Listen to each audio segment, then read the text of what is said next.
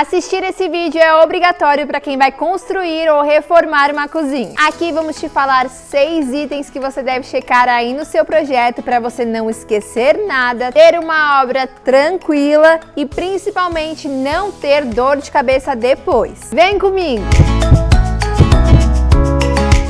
Eu sou a Gabi, arquiteta da Armo, bem-vindos de volta ao nosso canal. Sabemos muito bem que construir não é uma tarefa simples, reformar então nem se fala. Realmente, há muitos detalhes para se pensar em uma obra, muitos fornecedores, muitos materiais, é tanta coisa, tanta gente que a ansiedade de ver aquele ambiente finalizado, renovado, pode fazer com que a gente meta os pés pelas mãos, atropele etapas e cause uma dor de cabeça maior do que a prevista.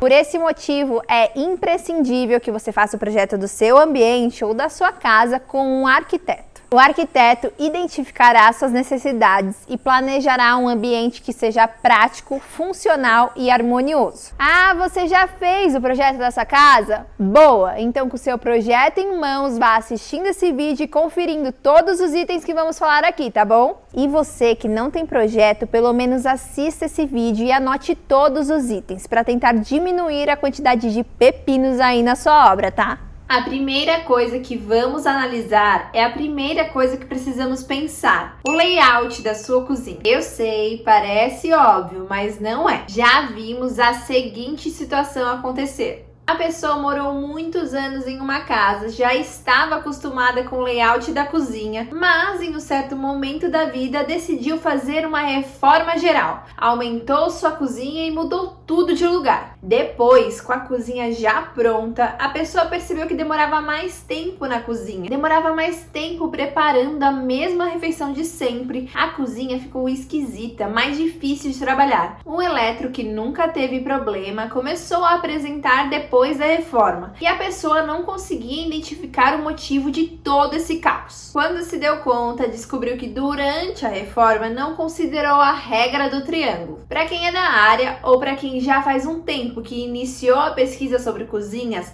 já deve ter ouvido falar sobre essa regra, que é realmente muito conhecida. Mas para você que nunca ouviu falar, eu vou explicar do que ela se trata. Para quem cozinha bastante, sabe que a pia, o fogão e a geladeira são os 3 elementos mais utilizados na cozinha. Durante o preparo de alguma refeição, é comum abrir a geladeira e pegar algum ingrediente, lavá-lo, cortá-lo, colocar dentro da panela e cozinhar no fogão. E essa circulação não precisa necessariamente acontecer nessa sequência. A circulação entre esses 3 elementos acontece de forma orgânica durante o uso. Por esse motivo, é fundamental que eles fiquem posicionados de forma estratégica, para que você consiga ter uma cozinha funcional e prática. Então, a ideia da regra do triângulo é criar um triângulo imaginário entre a pia, o fogão e a geladeira, fazendo com que cada um desses itens fique em uma das pontas do triângulo. O ideal é que a distância total, o perímetro desse triângulo,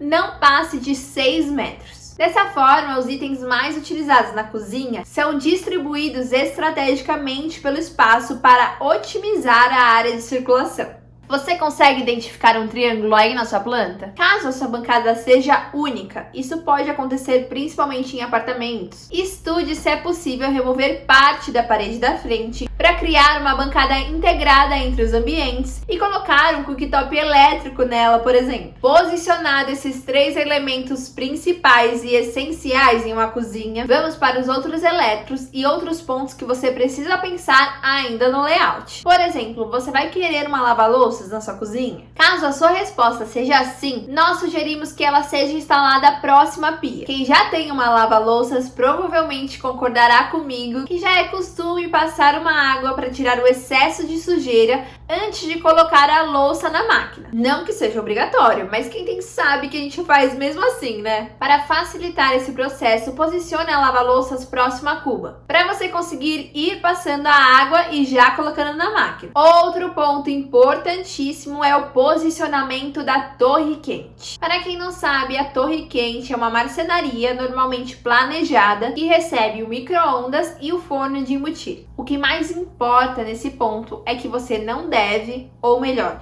você deve evitar ao máximo, com todas as suas forças, colocar a torre quente ao lado da geladeira. É proibido? Não é. Mas o calor gerado, principalmente pelo forno, pode diminuir a vida útil do seu refrigerador. Gabi, não tem jeito, já estudei de todas as formas aqui. Não é possível colocar a torre quente em outro local, vai ter que ser do lado da geladeira mesmo. Bom, nesse caso, se você estudou e realmente não tem outro local, a gente sugere que você faça um nicho vertical de 20 a 30 centímetros de largura entre a torre quente e a geladeira. Dessa forma, elas não estarão exatamente encostadas uma na outra e você pode utilizar esse local para guardar temperos, pano de prato, papel toalha, papel alumínio, entre outros itens, combinado? Com o layout definido e estudado, o próximo item de verificação são os pontos hidráulicos, ou seja, os pontos de água e esgoto. Então, baseado no seu layout, você deve marcar aí e checar na sua obra se estão sendo feitos todos os pontos hidráulicos necessários. Por incrível que pareça, é muito comum as pessoas esquecerem algum e você só reparar na hora de instalar a cuba ou eletrodomésticos. Além do ponto de água para a torneira e o ponto de esgoto para a cuba, que eu acredito que todo mundo já saiba, o que mais precisa de ponto hidráulico? O purificador de água, o filtro, é um dos pontos mais esquecidos na planta de hidráulica. E para quem não é da área, é normal esquecer. Por isso que estamos fazendo esse vídeo, porque seria um pesadelo você lembrar do ponto hidráulico só na hora de instalar o seu purificador e ter que quebrar o revestimento para passar essa tubulação. Outro ponto bastante esquecido, ou melhor, que as pessoas escolhem ignorar, é o da lava-louças. Pode ser que você não queira colocar uma lava-louças agora, mas caso você tenha uma vontade, mesmo que remota, de colocar uma lava-louças no futuro, já deixe previsto os pontos de água e esgoto para você não ter que quebrar a sua parede depois. Normalmente é padronizado em uma obra deixar o ponto de água um pouco mais para cima e o ponto de esgoto mais próximo ao chão. E caso a sua máquina não venha com mangueiras para a parte hidráulica, é possível fazer essa adaptação com flexíveis, evitando o quebra-quebra. Outro elétrico que pode ser que você tenha que deixar um ponto de água é a geladeira. Essas geladeiras que têm filtro de água e máquina de gelo incluídas na peça precisam do ponto de água para funcionar. Mas a observação da lava-louças vale para cá também. Se agora você está em reforma, mas não terá orçamento para trocar a sua geladeira nesse momento, mas já prevê que trocará no futuro, além de prestar atenção no tamanho do espaço, porque normalmente essas geladeiras são mais altas e mais largas, você deve prever já deixar instalado um ponto de água no local onde ficará a geladeira. Você vai querer água quente na sua torneira? Essa tubulação chegará direto da sua parede? Então você precisará de mais um ponto para ela. É necessário já fazer a estrutura adequada para misturadores e monocomandos que oferecem a opção de água fria e água quente. E para encerrar esse tópico, a calha úmida é outro elemento que precisa estar na sua planta de hidráulica. A calha úmida tem um ralo muito similar aos ralos da cuba e que precisam também de uma saída para esgoto. Deixa eu aproveitar que eu falei de calha úmida e eu quero saber a sua opinião. O que você acha desse item? Você teria na sua casa? Se você gostaria que gravássemos um vídeo detalhado sobre ela, comente aqui embaixo com um joinha pra cima. E se você não gostaria, comente com um joinha pra baixo, pode ser? Pontos hidráulicos checados, agora vamos checar os pontos elétricos. Primeiro de tudo, precisamos já deixar os pontos elétricos de cada eletrodoméstico que já falamos por aqui. Então, junto com o ponto de água da geladeira, lava-louças, purificador e torneira, se ela tiver um aquecimento elétrico, deverá ter um ponto de tomada para ligar o equipamento. Além desses pontos, deveremos ter tomadas para ligar o cooktop, coifa, micro-ondas e forno. Mesmo que o seu forno ou cooktop não sejam elétricos, que eles sejam a gás, eles normalmente precisam ser conectados à energia elétrica para o funcionamento da lâmpada do forno e acionamento do fogo. Adicionalmente a esses grandes eletrodomésticos que ficam fixos na nossa cozinha, é necessário deixar pontos de energia próximos à bancada de trabalho para que alimentem os eletroportáteis que normalmente ficam expostos em cima da bancada ou guardados em despensas e armários. Quando a bancada fica encostada na parede, fixamos as tomadas no frontão ou acima dele. E quando a bancada fica livre, em uma ilha, por exemplo, podemos utilizar a torre de tomadas que é instalada e embutida na própria superfície. Atualmente, os equipamentos que estamos utilizando na cozinha estão vindo com plugs para tomadas de 20 amperes. E agora você me pergunta, O que é tomada de 20 amperes? você já ganhou ou comprou algum equipamento e foi todo felizão testar e o plug não entrava por nada nesse mundo? Então, isso significa que provavelmente a sua tomada é de 10 amperes e o plug do seu equipamento é de 20 amperes. Ou seja, os pinos deles são mais grossos do que os de 10 amperes, entende? Gabi, como eu vou saber quantas tomadas de 10 amperes e quantas tomadas de 20 amperes eu vou precisar na minha cozinha? Meu Deus do céu. A resposta é simples. Os equipamentos de 10 amperes podem ser ligados nas tomadas de 20 amperes. Porém, não é recomendado você utilizar adaptadores para você conectar o seu equipamento de 20 amperes em uma tomada de 10 amperes. Por esse motivo, instale a maioria das tomadas de 20 amperes na sua cozinha. Além dos amperes, você precisa checar a voltagem da sua região. Para o pessoal aqui de São Paulo ou de regiões que também utilizam a voltagem de 127 volts como padrão, recomendamos você ter uma ou duas saídas de 220 volts na sua cozinha. Isso porque os equipamentos que utilizamos na nossa cozinha são sempre potentes e pode ser que algum deles só seja comercializado nessa voltagem. Dessa maneira, tenha um ou dois pontos, um na bancada da parede e outro na bancada da ilha, por exemplo, para você conseguir utilizá-los sem perrengue. Antes de passar para o próximo tópico, é muito importante eu destacar que tanto para os pontos hidráulicos quanto para os pontos elétricos, é recomendável que você verifique todos os equipamentos que você já tem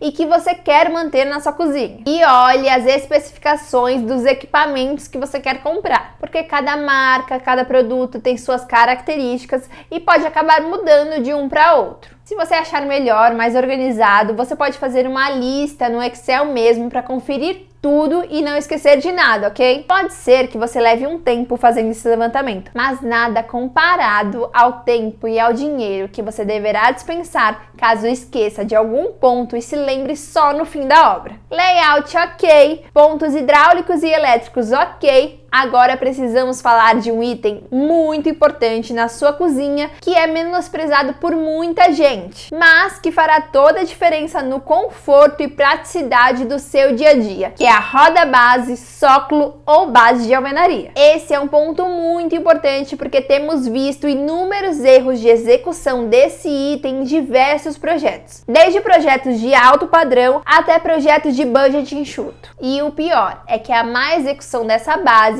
pode causar muitos desconfortos, inclusive para sua coluna. Primeira coisa, para que eu preciso de um sócolo? O sócolo tem duas funções muito importantes. A primeira é para facilitar a limpeza e higienização da sua cozinha. Como se trata de um volume que fica abaixo da marcenaria, ele ocupa o espaço que ficaria vazio e necessitaria de limpeza. A segunda função, não menos importante, é dar suporte à marcenaria. No entanto, a sua execução exige atenção em alguns detalhes. O primeiro detalhe mais importante é fazer o recuo do sócolo em relação à profundidade da bancada. Se você ficasse de pé e traçássemos uma linha imaginária da ponta do seu nariz ou queixo até o chão, você vai perceber que boa parte do seu pé avança essa linha. Por isso, precisamos desse recuo do sócolo de mais ou menos 10 centímetros em relação à bancada, porque seu pé encaixará ali e trará mais conforto. Se não tiver esse recuo, como se trata de uma área que frequentamos diariamente e permanecemos por tempo considerável, ficaremos em posturas inadequadas que poderão ocasionar dores nas costas, lombar com o passar do tempo. Então, não deixem de fazer o recuo. Outro detalhe que devemos prestar atenção é a altura do sócolo. Para fins estéticos, sempre indicamos que a altura da base de alvenaria acompanhe a altura do rodapé da casa, principalmente em cozinhas integradas. Porém, não aconselhamos base de alvenaria maior do que 20 centímetros, porque, além de não trazer um visual elegante, quanto maior a base de alvenaria, menor será o espaço interno dos armários. Por isso, trabalhe com base de alvenaria de 8 a 15 centímetros.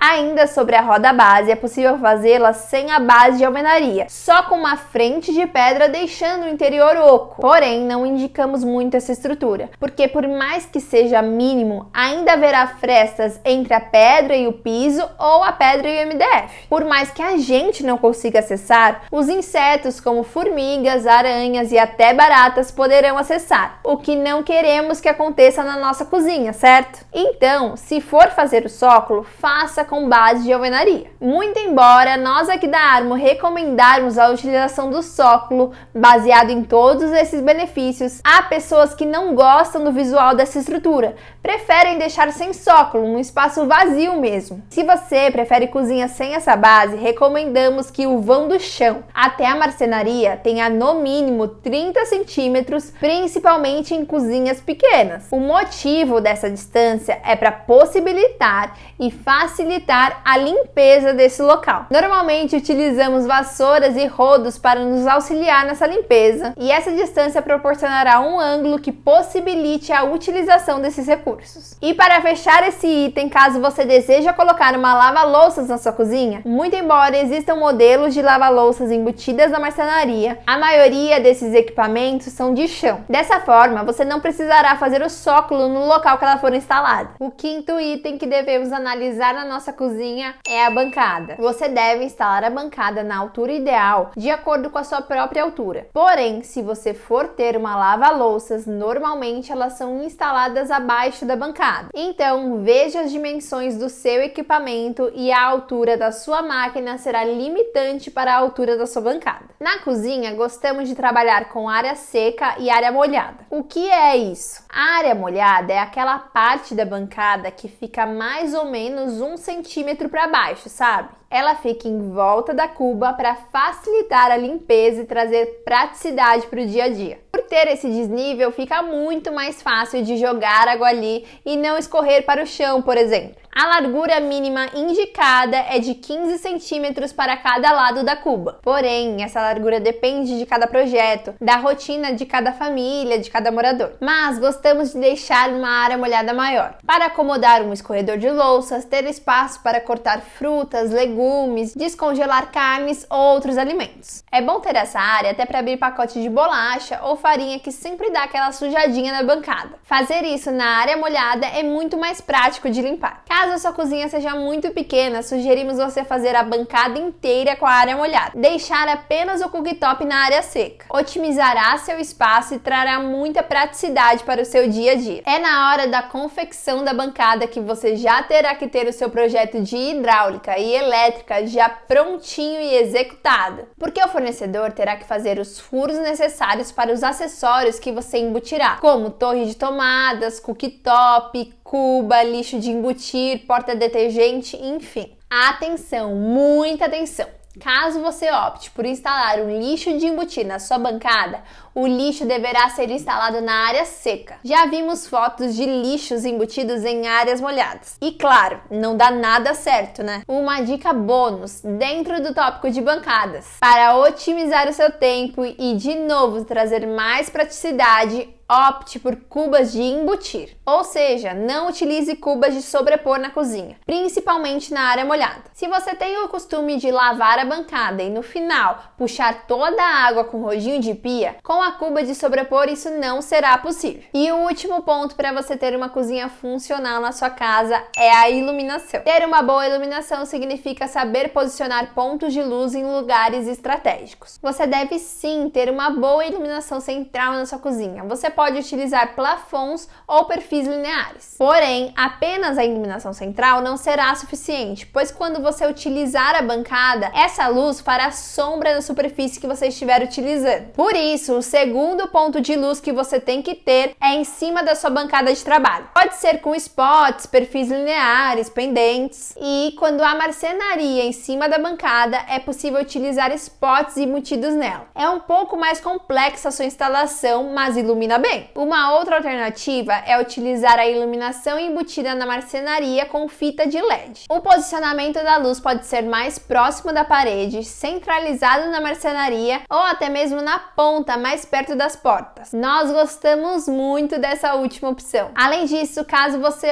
opte utilizar coifa ou depurador, recomendamos que você escolha modelos que tenham a iluminação integrada no equipamento. Essa iluminação te auxiliará enquanto você estiver usando o fogão. E aí, conferiu o seu projeto? Tá tudo certo por aí? Boa! Caso fique com alguma dúvida, é só deixar aqui nos comentários, ok? Se você gostou desse vídeo, deixe seu like aqui embaixo e aproveita para se inscrever no nosso canal. Traremos muitos vídeos com muitas informações assim como esse. Eu agradeço a sua companhia, fico por aqui e até a próxima. Beijo!